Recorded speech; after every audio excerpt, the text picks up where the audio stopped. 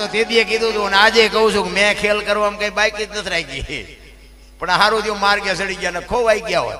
અને ચારે બાજુથી વંટોળિયા ચડે ને પછી ભજનનો માર્ગ ચડે. આ તમને કહું, આ પૈસામાં ના આમદામ ના ઠામમાં ભક્તિ ન થાય, ખોટી વાત છે. મને નથી ટપા પડતા.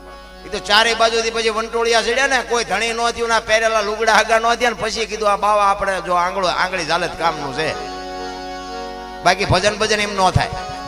એટલા માટે મહેનત કરવી પડે. તમને એક વાણીની વાત કરું.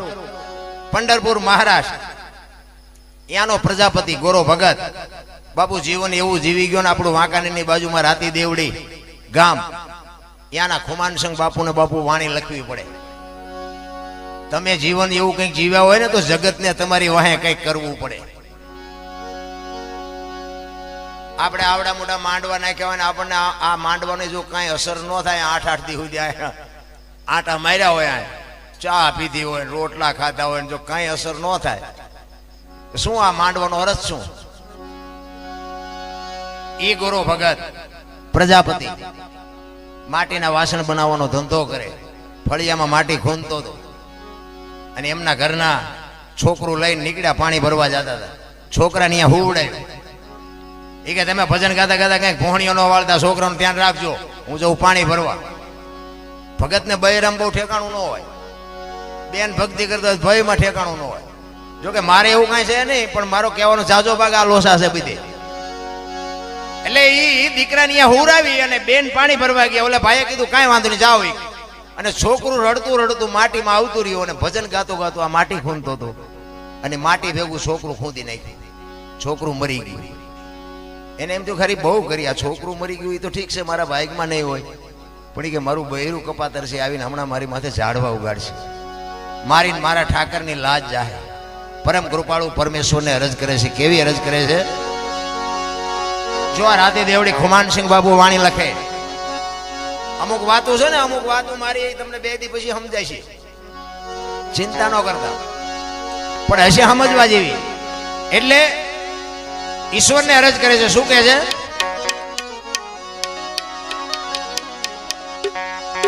ઘરવાળીએ ઘણું કીધું તું, તમે રાખજો બાળકનો ધ્યાન. માટી ખોંદતા મારું ભૂલી હું તો ભજવા લાગ્યો એ ભગવાન. એવું પગના તળિયે એ જી કચરું રે, એ જોતા મારી નજરે ચડ્યો એવા શ્રી હરી તમને. એ અવાજ આપો તબલા, અહીંયા આપો. હાલો હાલો, તબલાનો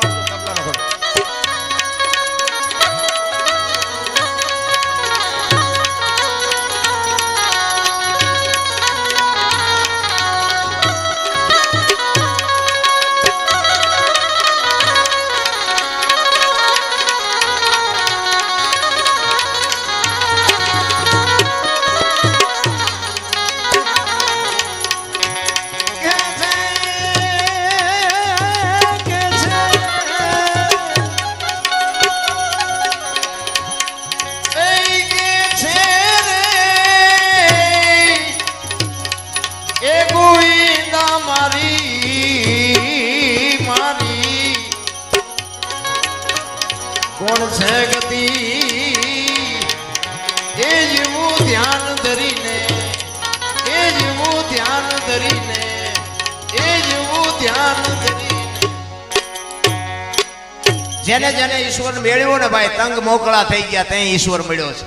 એટલા માટે કળિયુગમાં બાપુ હાવ હેલું કરી દીધું. કેવલ નામ આધાર, નામ સમો વડે કોઈ નહીં. જપ તપ તીર્થ ને યોગ, નામે પાતક છૂટીએ, નામે નાશે રોગ.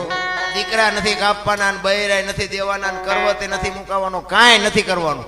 જેનું પકડાય ને એનું એક નામ પકડી લ્યો, બસ વહેલો મોડું ઉગશે. પણ એવા બુદ્ધિના ગાળિયા થયા છે, બુદ્ધિ ભગવાને આપીને બાપુ શું પૈસા હાટું જગત કરે છે. આપણને એમ થાય કે આ ક્યાં ભાવથી આ છૂટશે. કર્મની વાતો બધા કરે ને, કર્મે લખ્યા કીર્તાર કોઈ દી સઠી ના સુકે નહીં, હુનર કરો હજાર એ આખરે આડા ફરે. તમે અને હું રામ રામ રામ કરીએ છીએ ને. સીતાજી રામ ને પૈણે આખી જિંદગી મારો દી ન હોય ગયો, શું કર્મ છે? આ દ્રૌપદીના ચીર લૂંટાતા હતા, અહીંયા કોણ નહોતું? કાળના જડબા ઝાલીને ઉભા રાખે એવા પાંડવો હતા બાપુ. કેવા કેવા મહાપુરુષો હતા. એ દીકરીનો વાંક શું હતો આખી દુનિયાને ખબર છે. શું એનું કર્મ છે?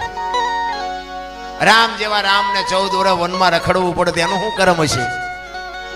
અખિલ બ્રહ્માંડ નો માલિક આ કૃષ્ણ પરમાત્મા, એને ખબર ન હોય કે અહીં બેસ તો ભીલ મને બાણ મારશે, એને ખબર ન હોય? ભીલના બાણથી વિધાણો બાપુ કૃષ્ણ પરમાત્મા. વિચાર કરો એનું શું કર્મ છે? અરે એની હું વાત કરો, થઈ થાવીને થાશે એવો ત્રિકાળ જ્ઞાની મહાપુરુષ ગંગાનો પુત્ર ભીષ્મ છેલ્લે બાણની પથારીમાં હોવું પડ્યું. શું એનું કર્મ છે? આપણે વિચાર તો કરવો પડે ને. આપણે કેટલાના બૂસ માર્યા હી, નહીં ભોગવવું પડે? કરમ કોઈ દી છોડે નહીં, પછી ભલે હોય ભગવાન.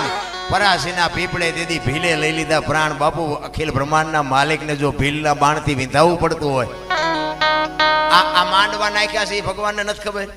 એનું ફળ નહીં મળે. અને આમાંથી ખિસ્સા કાતરી જાય છે એ એને ખબર છે. આ બેન ધન્યવાદ, હું તો એને તે દિવસે સલામ કરતો હતો, આજે સલામ હપરી હો સલામ હું કરું એને.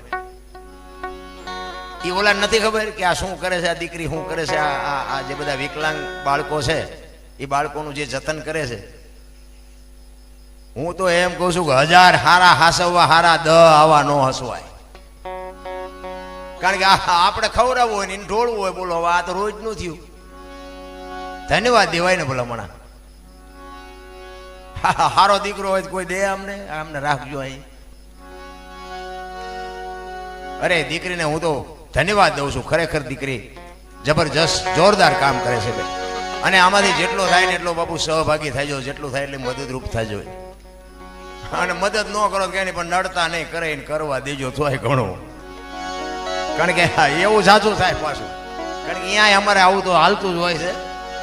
હવે આ બધા પૈસા ભેગા કરીને શું કરે છે ને ફલાણું છે ને ઢુકડું છે ને આમ છે ને તેમ છે, એટલે તે 10 ની નોટે નથી દીધી, તું શીનો હિસાબ માગે? આવા તો હોય. પણ કહેવાનો મારો અર્થ એ છે કે જ્યાં જ્યાં ભજન બન્યા, જ્યાં જ્યાં બાપુ આવા જ્યાં માંડવા ઉભા છે ને, અહીંયા મારા નાથ કાંઈક પડ્યું છે. એમનામ કાંઈ આ એમનામ રહે નહીં. એટલે સંતોએ કીધું કે ભોય હુવારું ભૂખ્યો રાખું, શરીરની પડાવું ખાલ ને, આટલું કરતા નો હાર તો પછી કરી દઉં ન્યાલ. ભક્તિ બાપુ એમનામ રેઠી નથી. અત્યારે બધા બાયું ચડાવે છે. એટલે હું દરબાર ને, હું કોળી ને, હું પરવાર ને, હું રબારી ને, હું પટાલ ને, આખી દુનિયામાં કોઈને બોલાવ્યા જેવા જ નથી. હું તો એમ કહું છું કે 18 વણમાંથી એક ને બોલાવો અને એક હોળીમાં બેહાડો. હોળી દરી એમ વેતી કરો ને ખીલી જાય એટલું ફાંકું પાડો. એ પાણી કાઢવાની મહેનત બધા હરખી જ કરે. શું કામ? બુડે છે. હવે બુડે પછી એક થવું તે પેલા થયા હોય તો પછી દરબાર હોય એમ નો કે નથી કાઢું, કાઢો ને મરશું હમણાં. પેલા એક થયા હોય તો એકતાની જ મજા છે. રામ જ્યાં એકતા છે ને ત્યાં મારા નાથ બાપુ ઈશ્વર આંગળી ન કરી શકે. પણ જ્યાં જુઓ ને એમાંય બાપુ જ્યાં જ્યાં જ્યાં રાજકારણ કર્યું છે ને, ત્યાં તો હગા ભયો છે બે, એવું નથી રહેવા દીધું. એકતાની જરૂર છે મારા.